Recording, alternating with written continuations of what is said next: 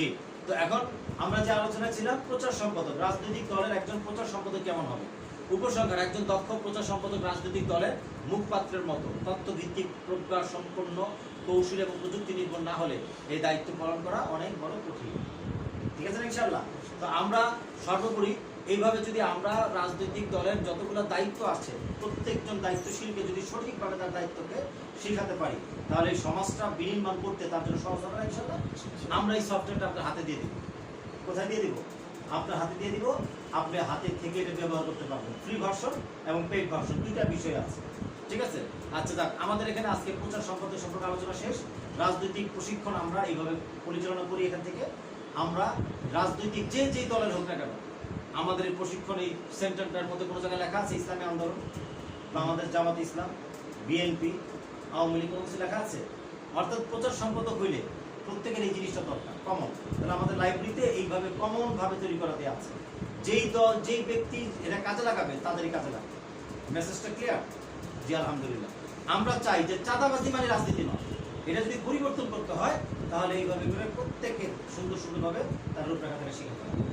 আচ্ছা, তাহলে আজকে এতটুকু আলোচনা করলাম। পাশাপাশি দেখেন, আপনি যেহেতু রাজনৈতিক দলের একজন দায়িত্বশীল, তাহলে বাংলাদেশে নিবন্ধিত কতগুলো রাজনৈতিক দল আছে সেটা আপনার জানা দরকার আছে কিনা?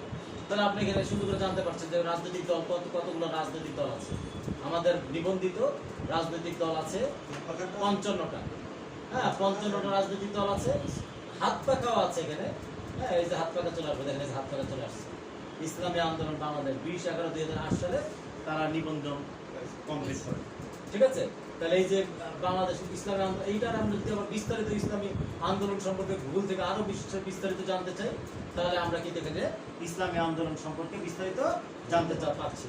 ইসলামী আন্দোলন আপনি এখান থেকে অন্য কিছু না শিখেলে আপনি আপনার দায়িত্বশীল যদি আপনি শিখান কি শিখেলেন যে আপনি নিবন্ধন নম্বর হলো 34, নিবন্ধনের তারিখ আমাদের এটা হাত পাকা, সৈয়দ মুফতি রেজাউল করিম পীর সাহেব চরমনাই, ইউনুস আহমদ শেখ পিতার নাম, মহাসচিব। আচ্ছা, তারপর কেন্দ্রীয় কার্যালয় ফোন নম্বর সব কিছু দেওয়া আছে এখানে সংক্ষিপ্তভাবে। তাহলে আমরা রাজনৈতিক লেখাপড়া করতে চাইলে এবং পড়াতে চাইলে প্রশিক্ষণ করতে পারছি না, সবকিছু আমরা তৈরি করি না। কিছু জিনিস আমরা তৈরি করেছি, কিছু সমাধান তৈরি করেছে। আমরা সব কাজ একদম করতে পারি না। ঠিক আছে না, সবকিছু এরকম। আচ্ছা, তাহলে এখন এতটুকু বুঝতে পেরেছেন? আলহামদুলিল্লাহ। তাহলে আজকে আমরা এই আলোচনা থেকে কি বুঝতে পেরেছি এটা বলেন, ফিডব্যাক। জি আলহামদুলিল্লাহ। হ্যাঁ, ওনার দিকে দেখেন। আপনি ইয়া করেন না, সবার অডিয়েন্সেরও নেন না।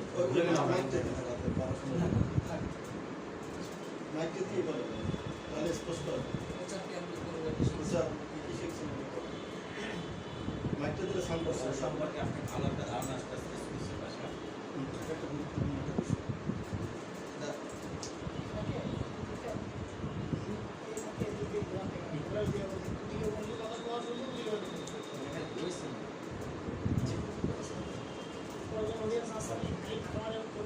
আলহামদুলিল্লাহ। আজকে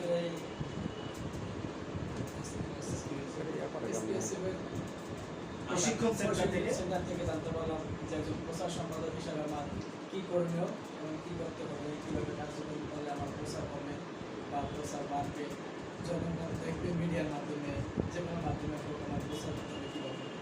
আলহামদুলিল্লাহ, অনেক মূল্যবান কথা শুনছি এবং অনেক মূল্যবান জ্ঞান অর্জন করছি। এটা বোঝা গেল যে প্রচার সম্পাদক তার অনেক কাজ কঠিন হয়, সহজভাবে করতে হবে। হ্যাঁ, কাজটা অনেক কঠিন কিন্তু সবার সহযোগিতা থাকলে কাজটা অনেক সহজ। কঠিন প্রশিক্ষণ, সহজ যুদ্ধ। সহজ যুদ্ধ। হ্যাঁ, আমরা যদি এখন আমি আপনাকে সহজ করে দিচ্ছি। আপনি যদি আমার কাছে আসেন নিয়মিত তাহলে আপনি 87,000 গ্রামে সারা বিশ্বব্যাপী আপনার প্রচার সম্পাদকের দায়িত্ব কীভাবে সুন্দর পালন করবেন আমি আপনাকে সহায়তা করবো। ঠিক আছে। এবং এই কমপক্ষে আপনি যে থানায় আছেন, যে ওয়ার্ডে আছেন, সেখানে সুসংগঠিতভাবে আপনারা চ্যানেল তৈরি করে দিব। তৈরি হবে খালি একটা বিখ্যাত চ্যানেলের মতো সব খবর আপনার চলে আসবে। এই জন্য সময় দিতে হবে। রাজি আছেন তো? মেহনত করতে হবে, সময় দিতে হবে, না হলে দিতে হবে না। আমাদের শক্ত মিলিয়ে তৈরি করতে হবে। জি, তা আলহামদুলিল্লাহ। আজকে আর তো মাহিদুর ভাই সহসভাপতি যে। আচ্ছা, ঠিক আছে। না, আজকে তাহলে এতটুকু শেষ। জি, আসসালামু আলাইকুম ওয়া রাহমাতুল্লাহি ওয়া বারাকাতুহু। আচ্ছা, এই যে দেখেন